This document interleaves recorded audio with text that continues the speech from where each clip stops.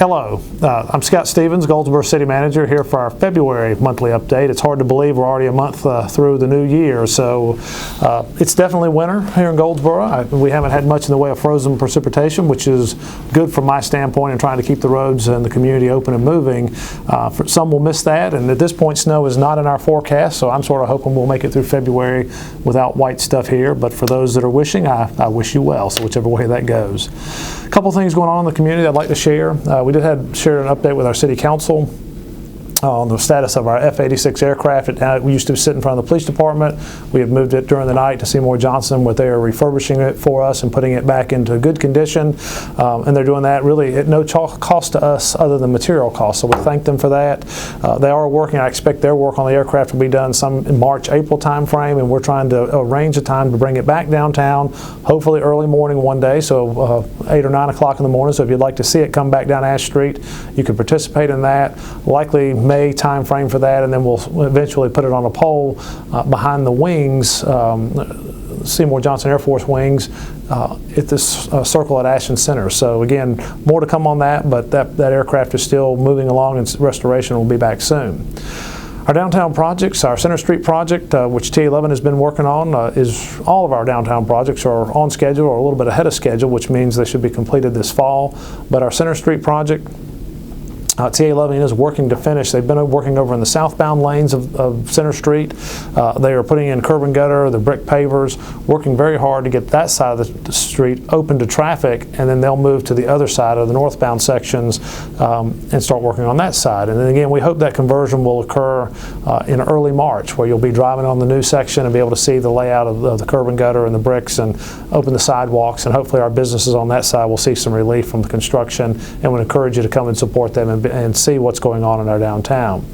Our other two projects that Daniels & Daniels is working on, one, our transfer center. If you haven't ridden by that, next to Union Station, the walls are formed, the roof is on. You can see where the buses would come and go into that. Still a lot of underground work, so there's still a lot of earth being moved around, but good progress being made on that project as well. And then Daniels & Daniels is working on our Walnut Street streetscape improvements, and the major work there you can see is they've been leveling the granite curb, and so that has occurred back on Georgia Avenue as well as Walnut Street, and then they're laying brick pavers this week or last several weeks along Walnut Street, and so really looking good out there and moving those projects along. So pretty exciting time downtown in terms of those projects, and then the private activity that's going on outside of that. We've talked for a couple months now, or off and on, about our conversion to a fully automated garbage and recycling trucks. For many of you, you may not notice a change, but for what it really means for the city is less people, new equipment in terms of the vehicles that we service your garbage cans at your house with. You'll roll your container out to the street. We'll give you some instruction on sort of how it needs to be positioned, because tree limbs and overhead lines and parked vehicles and mailboxes matter a little bit, but it's a reasonable thing to work within. And we'll have a lot more time to educate you on that in terms of, I hope, articles in our paper, certainly utility bills, inserts, and then communications with our customers as we move through that.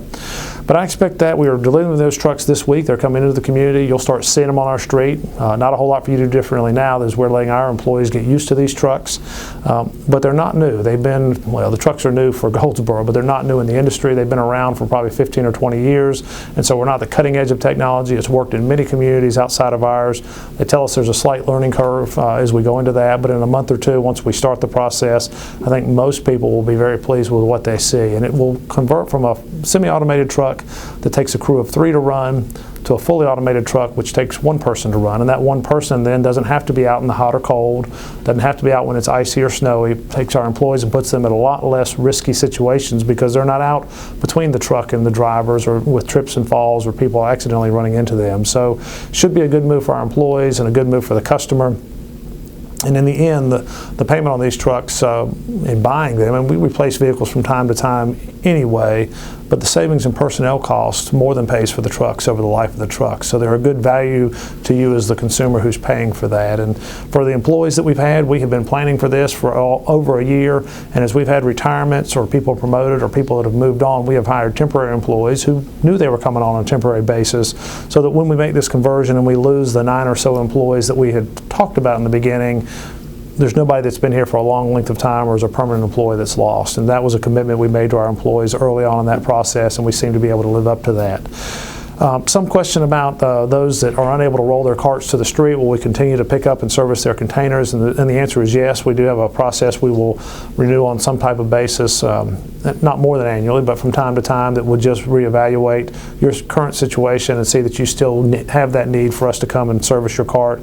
But if you're unable to service the cart, we'll do that with our standard semi-automated trucks, and we'll send employees out just like we've always done to pull the cart from behind your house if needed and push it back for those that are unable to do it themselves. So more to come on that, but as you have questions or concerns, please don't hesitate to call our Public Works Department or to call my office, and we'll make sure to get your questions answered for you in regards to garbage service. Again, for most customers, I'm not sure you'll notice the difference. We will do a lot of communication, and there'll be some time to work through learning how the process works before there's any real issues with your garbage service. So we look forward to more discussion on that and implementing that project. A minor project in terms of discussion that our council had over the last 2 council meetings concerned expansion at our water treatment plant and an expansion through equipment, not actual more construction of concrete structures. And water plant construction is usually very expensive. This is a plate settler project. Again, the permitting of it is a couple $100,000 to design and permit it. It's almost a $2 million project once we're done to expand the water plant. And again, the expansion is through equipment, and it'll move us from a facility that generates 12 million gallons a day of drinking water to a facility that will generate 14 million gallons a day, or will be capable of. And again, a 2 million gallon a day increase under the current rules and regulations. So getting it permitted and able to construct is important because the rules could change as we go forward. And again, we're getting in that for about 20% of the cost of building new concrete and construction. So we're getting that additional 2 million gallons per day at a very good value to the community, and will provide for future growth as we increase our water demands in the Goldsboro area. So again, that is a project that won't get as much attention as many because it's not visible to most, but our council did award that work, and again, it'll be a year or so before they would get, I guess, the bid side of moving that project forward. Something that will be a little more visible to the community, and we've been talking about sewer rehab or rehabilitation work of lining manholes or replacing manholes, or the same with sewer pipes or lining sewer pipes. For the past several years, we finally have moved on to the point we've done enough studying, we know where the most significant problems are, and so we awarded a contract for $375,000 to renovate or rehabilitate a number of manholes, and it's many manholes throughout the community in various locations, and many will be old brick manholes, or there'll be concrete manholes that we have identified that have a lot of water coming into them, groundwater that is coming in that doesn't need to go to the treatment plant, that because of the holes in the manholes themselves, it is making it to our wastewater facility. And so we will line them to seal those leaks and prevent that water from entering our sewer collection system, and thus reducing our treatment plant costs and concerns that we have there. So that project is out. It does reline a number of pipes throughout the community. Not a lot for $375,000, but that work will be visible as you'll have trucks working on various streets throughout the community in the coming months. So more to come on our sewer rehab work. We have a lot more in the pipeline in terms of design and work that needs to be done, but it's a good start in terms of addressing some of our what we call inflow and infiltration, that unwanted water in our sewer collection system. Had a lot of conversation on a downtown low to moderate income housing project in January. Ultimately, the City Council, we were working with a developer out of Raleigh who's been in this business for probably 40 or 50 years. It's a nonprofit company called DHIC. They do very nice, well-managed, generally apartment complexes, not always, but in this case what they were talking about in Goldsboro were 64 units for low to moderate income people, and that would be somebody that makes $25,000 or $30,000 a year could live in these places. And our intent for downtown was to have what would be very nice construction, very well managed, and then bring people and provide a place for people to live. And a lot of concern with that, and I think folks get concerned not having all the information, and we didn't have time. What was pressing our deadline or time on that project was a state deadline with the North Carolina Housing Finance Agency, and just due to the amount of information that we needed to maybe share with the community to make many of those members that were concerned about the project feel better about it or more understanding of it, the council decided not to sell the property at Chestnut and Center. Not to say we wouldn't reconsider something in the future, but we wanted to have a lot more community discussion, and DHIC representatives agreed to come back if we would like them to and talk with community members. And so I think you'll see more of that in the coming months. Might be 3 or 4 months. There's not any real rush to do that. But from a staff side, our intent for downtown is not to do anything we see as harmful or bad to the community. And so certainly for those that will wonder what in the world were they thinking, we believed it was a good company and a good fit. It's not to say something else couldn't develop there and be better, but it would be something that would invest $2 to $3 million and build a facility I think as you ride by you'd be very proud of, and then wouldn't create an issue within our community. So more to come on that. I just didn't want anyone to think I was just ignoring that. As much discussion has occurred in January, I felt it prudent to share it and to just remind folks that our council did hear concerns from citizens, and they did listen. They deferred action on that project and didn't agree to sell at this point to the company to do low to moderate income housing on that site. We've also had a lot of discussion, I guess, over the last 5 or 6 weeks in our local news media about our police department. And I've at least taken an opportunity to try to tell some of our side of the story. And for me, if I were an outsider and reading articles and editorials over these past 5 or 6 weeks, I think you could be led to believe that our police department is not performing well, that our chief is ignoring problems within the community, morale is terrible within the department, and officers are afraid to come to work. And I've said publicly that I support our chief and our department, and I don't believe that our officers are afraid to come to work. I think they're more cautious because, they're in a profession that requires them to be cautious, and all the attention at the national level in response to police incidents across the country, I think police officers have to be more alert these days when other folks out there are now assassinating police officers, and that's occurred in a number of communities. And again, so while I don't think our officers are afraid to come to work, I do believe they're more cautious and more aware than maybe they normally would be. And I think they're always aware on their job, but I think this time has them a little beyond that.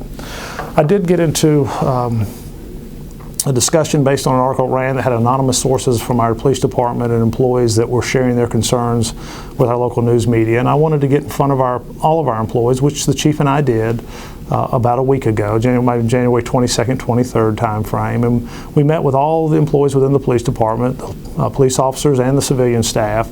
And really the message from me to them was to thank them for what they do for us and working for the community, and to let them know the mayor, city council, the chief and I do support their efforts and appreciate what they do. And also to provide an opportunity to open the dialogue. I work on that consistently with city employees and trying to be at events where we can get to know one another. So if they have concerns, they feel comfortable coming to me.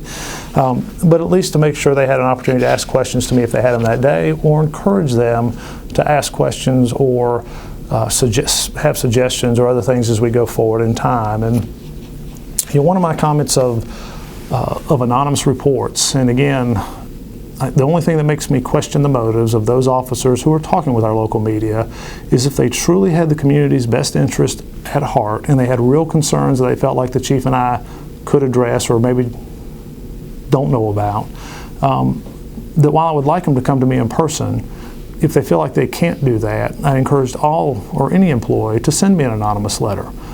I won't give it quite as much credibility, because somebody that will say, hey, this is who I am and this is why I'm saying that, it certainly is a more credible source than an anonymous source. But if you're going to be anonymous to our local news media, at least give me that opportunity to try to address your concerns as well. And so that was really my message, not to beat up on any employees, not to try to seek out who it is. We're not investigating to find out who's telling on us. If there are issues to tell, that's certainly fine. It's really trying to make sure that they know that they can approach me, that I do take their concerns and their thoughts seriously. It's not to say we can implement everything that's suggested by our employees, but we do listen. All of our department heads, so myself, are willing to do that, and certainly the chief and I. And so that was my message to our employees. And I really wanted to say, since I'm publicly saying that I don't think they're afraid to come to work and all these other things, that if that's incorrect, I really encourage them to tell me, because I don't want to say things that I think are incorrect. And to this point, a couple weeks after those meetings, I've not had any negative response from those meetings from our department. And again, my intent wasn't to be negative to them. It was to thank them, to encourage them to come to me with concerns. Most of them have shared with me that what they've seen in the paper they don't agree with. But that's not to say that some don't. So I just want to reinforce to the community that I think our department is functioning well. There is crime within our community. We're very concerned about that. We do work hard to reduce the crime rate. We do proactive things. We are trying to get there. We do know there's some issues out there. When anybody's hurting anyone, there's an issue. And that's been always a history in most communities of somebody doing things, and that's why we need our police officers and our police department. And again, from where I sit today, I am not concerned about how our department's functioning. Can it work better? Sure. We can always be a little more efficient. We can always work to improve our image, and we're doing those things as well within all our departments, but in particular within our police department. So for any of you that have suggestions or information or things you'd like us to consider, please don't hesitate to contact the chief or I. We're happy to listen. Again, we do that a lot, and we're always working to improve where we are. A couple other items. Mayor and council last fall, I guess, asked for some information on poverty in our community, and in particular hungry children. And I think they were pretty surprised to hear that I think it's 1 in 4 children in our community are likely suffering from some form of food hunger, of not having enough food to eat, which creates all sorts of issues, whether it's in the classroom or behavioral problems in or outside of school, or stealing or anything else. You know, if someone's hungry, that sort of drives you to a different place that many of us can't appreciate. And so they had asked our staff to look to see what resources were in the community, to see what we could do better.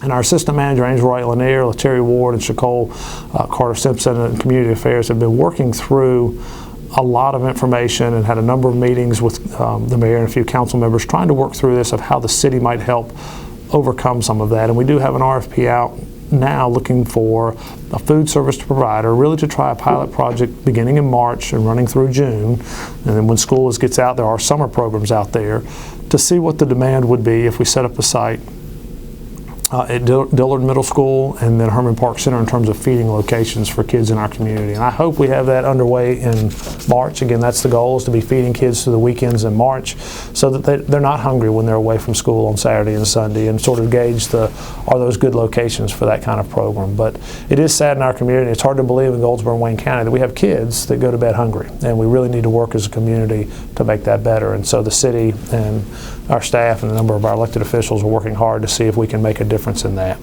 Not to say there are not a lot of groups there, there just seems to be still a need there. We also have a modification to our animal control ordinance that was discussed with City Council this week. Really the purpose there, we allow backyard chicken coops with up to 6 hens. There was a request from someone that has 10 hens. Would we increase that number from 6 to 10? So the council, at least at their work session, seemed to be willing to do that, and they would take action on that later in February if they really agree with that approval. But they seem to indicate they would be willing to do that, and so that's what we're talking about with our animal control ordinance, if you hear reference to that. Lots of activities in the community. We would always send you to our Facebook page or our websites to look for current activities. A couple things just a little different for us. Our Parks and Rec department has sponsored and is running 2 ski day trips, so 2 different dates where you go up early in the morning, come back late at night, and you go up and ski for the day, and then you have a bus ride back. And so if you're interested in that, they occur in February, and we'd encourage you to be part of that. It's certainly a different kind of event, but would be a long day, but probably a pretty enjoyable day for those that want to take their chance at skiing. And then downtown, even with all the construction activity and sort of the nuisance that creates, a lot of things seem to be doing very well. Our Paramount Theater has had 5 or 6 events that have sold out in the past January timeframe, so the past 5 weeks or so. I think that speaks very well to the city's foresight in working to have that theater reconstructed and operated. Again, a lot of different variety there, and I want to say thanks to all those who are partners at the theater in terms of the performers and the financial supporters, and then our staff that runs it on a daily basis. But a lot of good sellouts over the last few weeks. And again, our Majesty Rose is here February 12th. I think it'll be hard to get a ticket, but good luck. I'm told that is sold out as well. So if you're fortunate enough to have a ticket to that, I hope you enjoy that show. We have some other new construction that's going on downtown outside of what the city's doing. JoJo's on Mulberry is expanding, and I'm not going to have a list that will get to everything, but she's basically doubling her space and her hours, and again, so I'm excited about that for her and for the community.